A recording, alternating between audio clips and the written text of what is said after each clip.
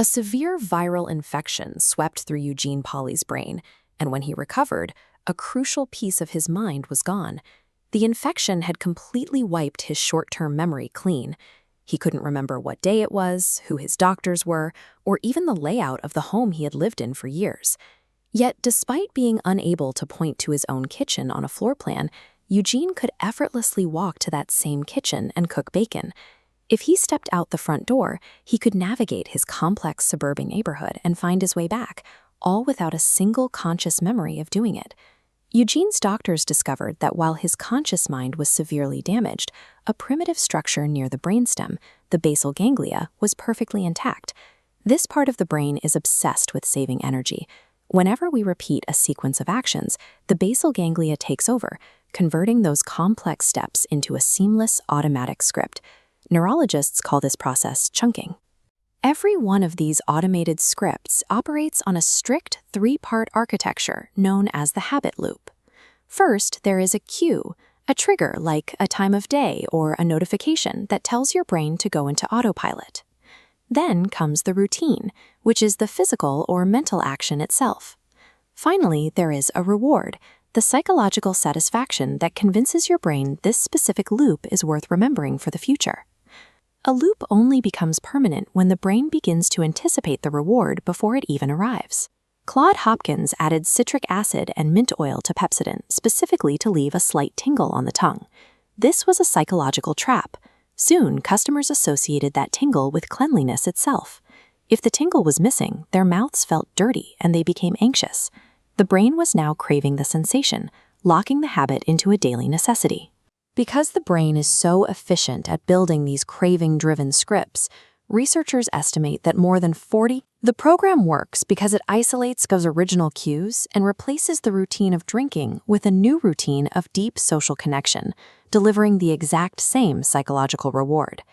If a single person can hack their own brain to pull themselves out of a devastating addiction, the underlying mechanics are undeniably powerful. Now, scale that up. Imagine what happens when multi-billion-dollar corporations realize they can use this exact same framework to program thousands of people at once. We often treat willpower as a fixed character trait.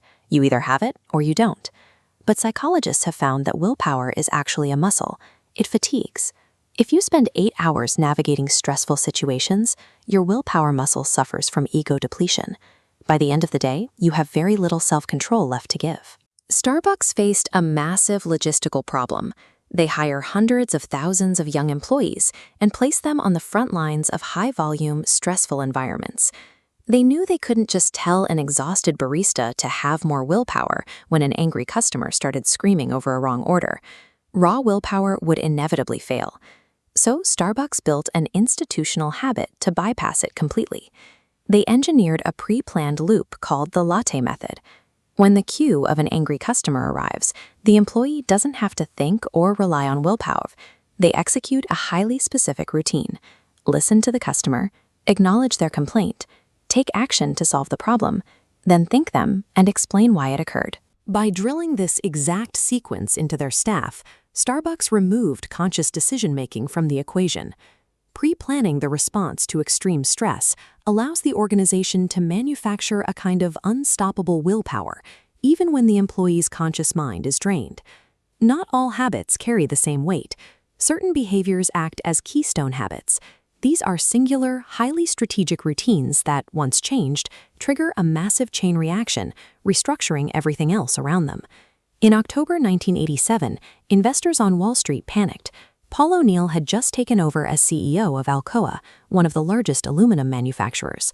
In his very first meeting with top investors, O'Neill refused to talk about profit margins, revenue projections, or cost-cutting.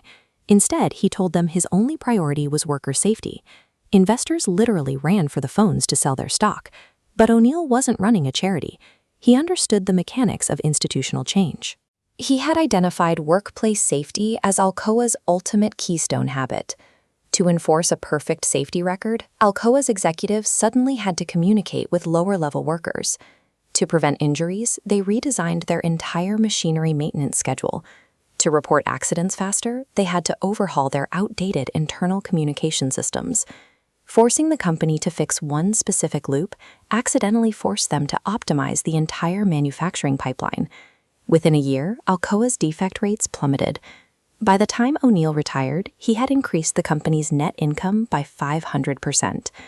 If corporations can restructure their operations using habit loops, they can certainly do it to you. When Procter Gamble invented a revolutionary chemical that absorbed bad smells, they launched Febreze.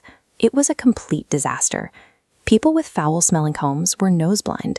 Their brains literally couldn't detect the bad smells anymore, meaning there was no cue to trigger the routine of using the spray. To save the product, P&G's marketing team made a billion-dollar pivot. They stopped selling it as an odor remover and started marketing it as the final reward at the end of a long cleaning session. This strategy of hijacking our subconscious biology has only grown more aggressive. Retail giant Target unleashed a team of data scientists to monitor purchasing habits, searching for the exact moment when a consumer's routines are most malleable. They found that human behavior is most vulnerable to change during major life transitions, specifically pregnancy. Target's algorithm tracked millions of purchases and generated a pregnancy prediction score. The data showed that if a customer suddenly started buying unscented lotion alongside calcium and magnesium supplements, there was a remarkably high probability she had just entered her second trimester. Before the baby was even born, and often before the women had told their own families, Target began mailing them highly specific coupons for diapers and baby clothes, successfully intercepting their purchasing loop at its most sensitive point. Every day, we navigate an invisible architecture of cues and rewards designed by data scientists who have mapped our subconscious biology to control our wallets.